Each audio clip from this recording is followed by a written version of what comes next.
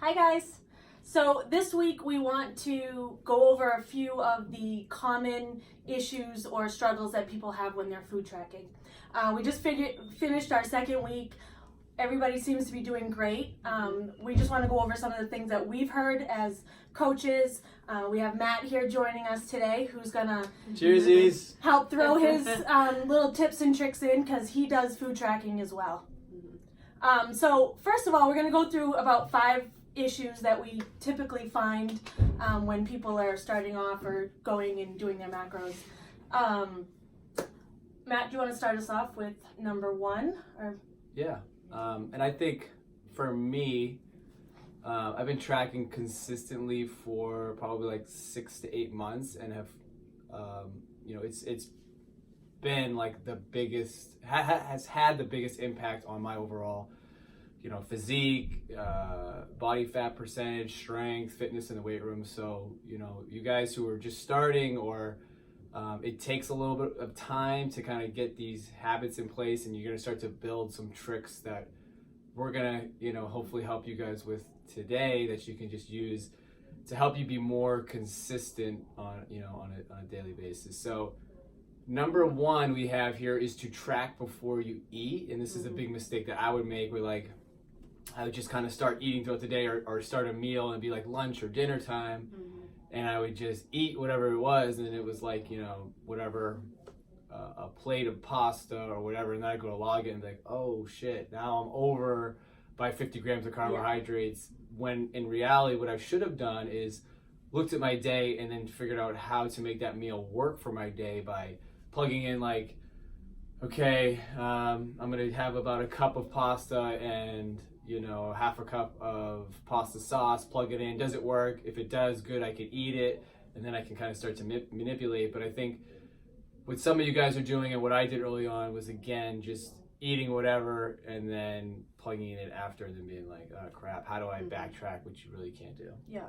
And for those of you that need to kind of have your meals planned out ahead of time, if you're you got families at home, you have busy schedules, that's something that you can do the night before. Yeah. So if you kind of plan out your day and have an idea of what you're going to eat, you can plug it all in and see kind of how you end up with your numbers, and then you can make tweaks from there ahead of time.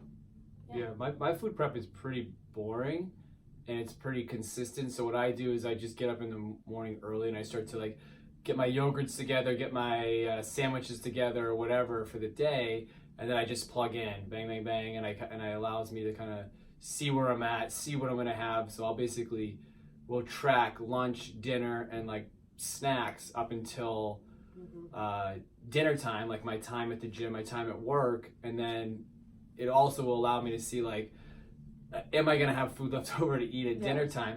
How many grams of carbs am I gonna have? How many grams of protein? So I aim to give myself a little bit of wiggle room, but I think planning before I even eat the meals allows me to see, okay, I have a good balanced breakfast, some snacks, some lunch. I'm covered for the most part of the day, and I've left myself some macros for the end of the day. And that kind of covers you for both ends of it. Some people find that at the end of the night they still have 600 calories left that they haven't eaten, and then in the other way, like Matt was just saying, you could also get to the end of the night, you haven't even eaten dinner yet, and you're already at your calorie there's nothing or worse, over. Nothing worse than a 16-hour workday. You get home, it's like you can have apple, half a cup of Cheerios.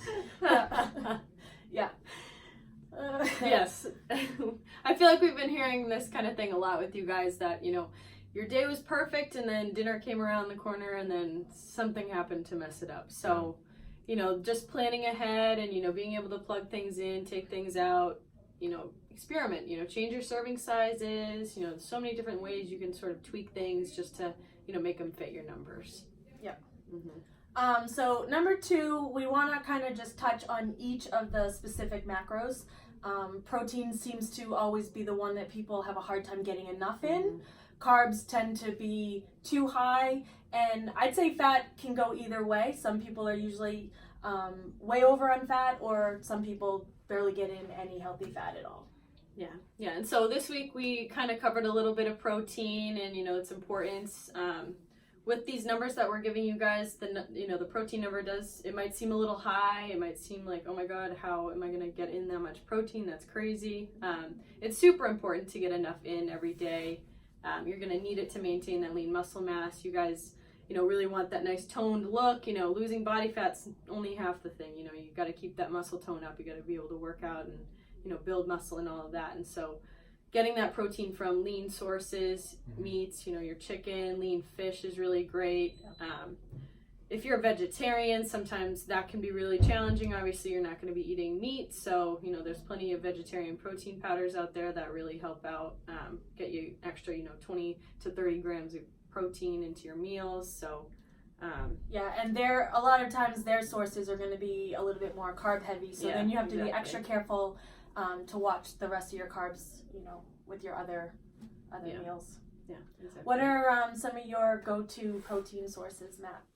Well, I think it's important that, like Beth said, you're finding certain foods that are like specific to that macro, so that when you need an extra so many grams of something, so like avoiding really fatty meats, I think is important. So like sausage, bacon, so things that's gonna push your protein up, but it's also going to push your fat up. And if you're eating more protein than fat, that's going to be a problem for fat towards the end of the day. So thinking more lean sources, tuna. I eat a ton of turkey. Like I eat so much turkey. It's probably unhealthy, but it works really well. Where it's like very low fat, it's very low carb, really high in protein. You can eat it for snacks. You can eat it for lunch as like a sandwich. Protein powders work great, so if you can find like a low carb protein powder, whether it's whey, whether it's pea, I really try anything but whey, but whey works for me. There's all sorts of plant-based protein powders out there. If you don't tolerate whey. You can make a smoothie with that. That's pretty low carb. Some strawberries, a ton of spinach, and some almond milk is pretty high in protein and lower in the others. Eggs work really well. Egg whites, if you want to reduce the fat with the yolks. I'd say shrimp too is a big bang for your buck. It's just like 100% protein. You can, like Matt said, with the turkey, you can have it just as a snack. You can throw it into pretty much most dinners.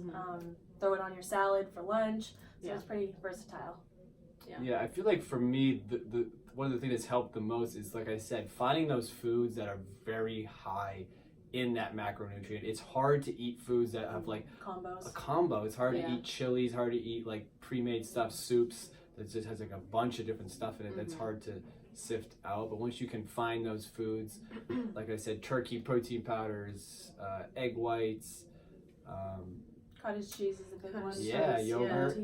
Greek You can get non-fat yogurt, non-fat cottage cheese, all of that to literally eliminate the fat, and then that's already going to be kind of a lower carb item anyway. So that's going to boost your protein up. Usually a non-fat, like a cup of non-fat Greek yogurt's maybe like anywhere from 15 to 20 grams of protein. So that's huge. And for me, like my macros are pretty high in protein, moderately high in carbs, and very low in fat. So it's important for me trying to stay around 50 to 60 grams of fat to not eat fatty protein sources. And I eat a ton of like low fat or non-fat yogurt. It works well. So moving to carbs. The biggest thing with carbs that we see all the time is that people will have multiple high carb items throughout their day. And if you're on that lower, spectrum of your carbs, you can't have all of those things all in one day. So we always tell people to spread them out, pick one or two that you really, want to have that day, and then use the rest on a different day. And then switch out some of those starchy, higher carb items for just more veggies. You're just going to get a lot lower, calorie intake with those, but you're still getting all the nutrients that you need.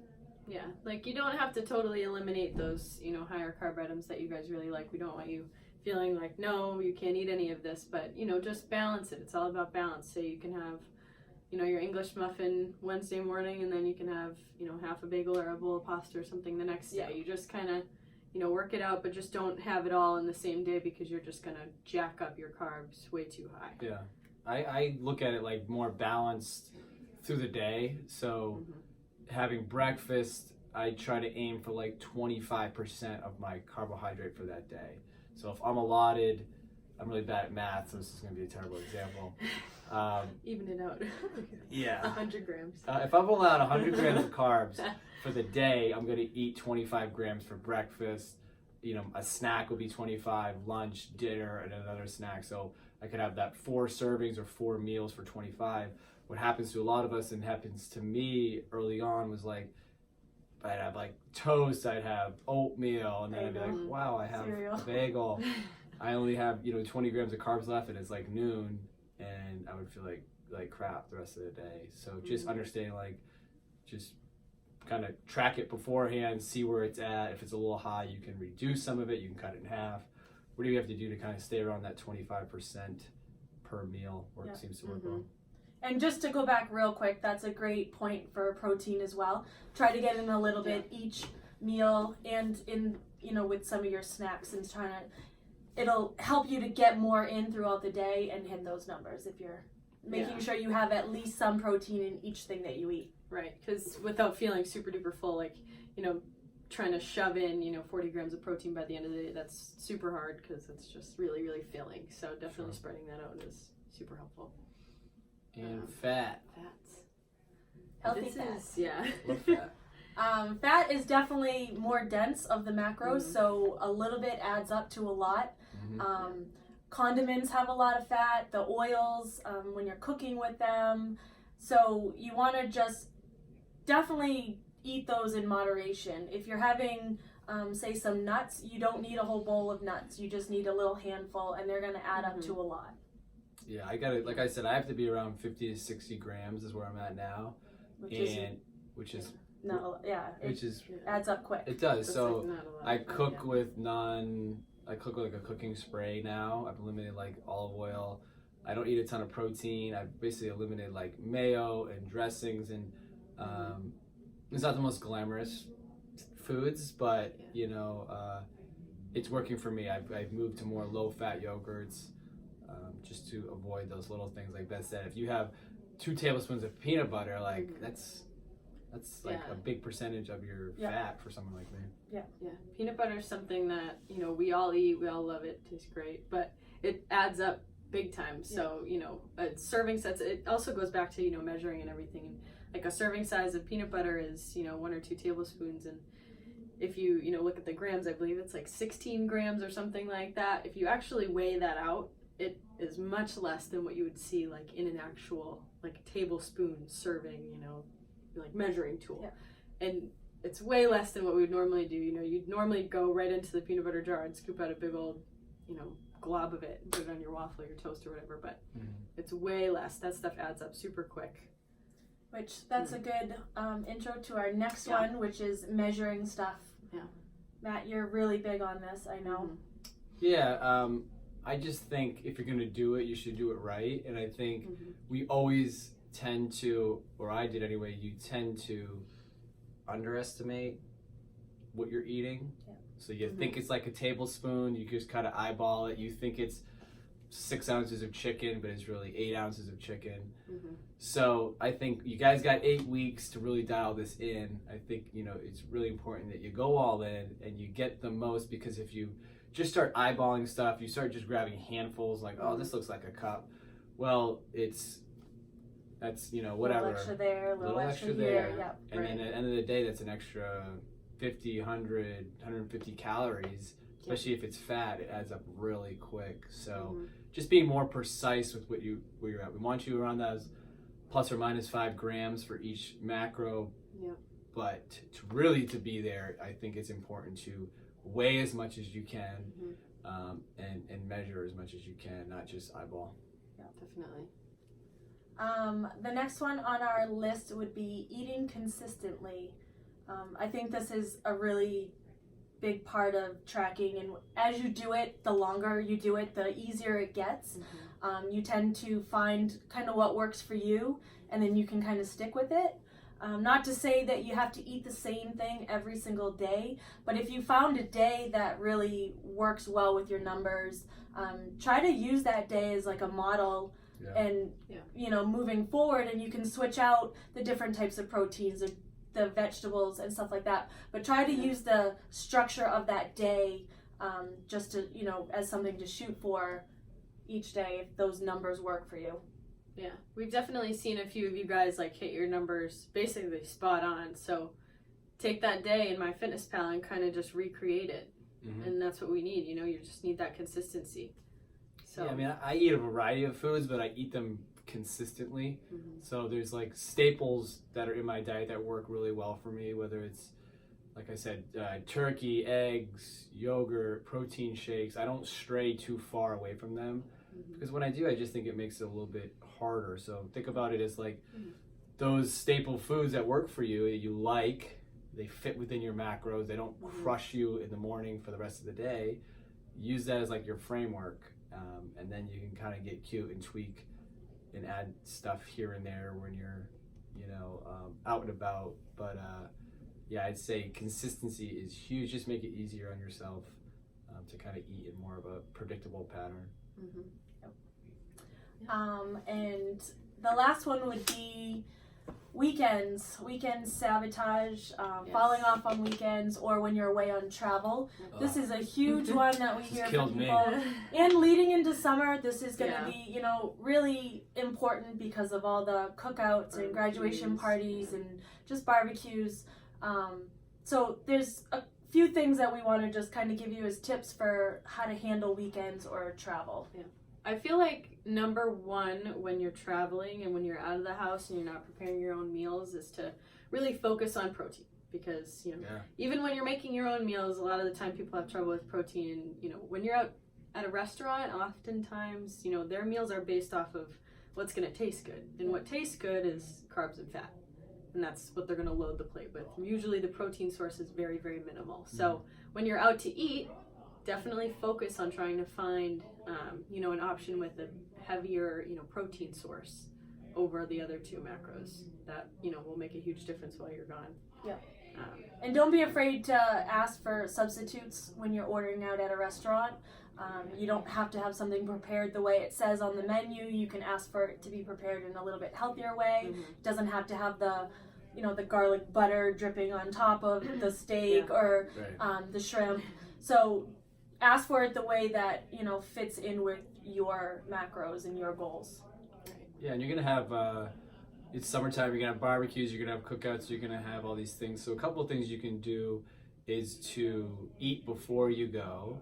So, you know, have a meal that falls within your macros. Leave yourself some leverage for the party, because you don't want to be that person who like shows up and is like has their like cooler with them or like just refuses to eat. But you can get yourself a little bit more satisfied, so you don't go there starving and just be like, F it, this is gonna be my cheat day, and then you go nuts. You can go there, have a little bit more fullness to you, and then you can make better choices with like a clearer state of mind and stick to more vegetables, grilled chicken, stuff like that, where you can leave the party and be satisfied, have a good time, and not like regret the rest of your life. You can also bring a healthy dish with you, so at least you're guaranteed at least one thing that is going to be a good option to eat. Definitely. Traveling, some of the same stuff applies. Obviously, if you're eating out when you're traveling for work, bring stuff with you. Pack, you know, stuff in your suitcase that you can snack on. Most of the time, hotels don't have good options. If they do have a little snack bar in the room, it's usually candy and chips. So pack some of your own snacks. Protein powder. Request a refrigerator in your room if possible, and you know you can always hit up a little store down the street and just, you know, fill your refrigerator if you're going to be there for say a week or, you know, a decent amount of time on travel. Protein powder, protein bars are good, low carb ones, beef jerky's good, yogurts are good. But I think those 5 are very, very helpful, and mistakes that I've made for a long time that I think just you guys just keep at it, stay consistent, and these things will become more habitual. And you'll learn your own little tricks that you can teach us to make us better. And post them on the page, and you know everybody wants to hear everyone's ideas. All right, guys, great job. Thank you. See ya.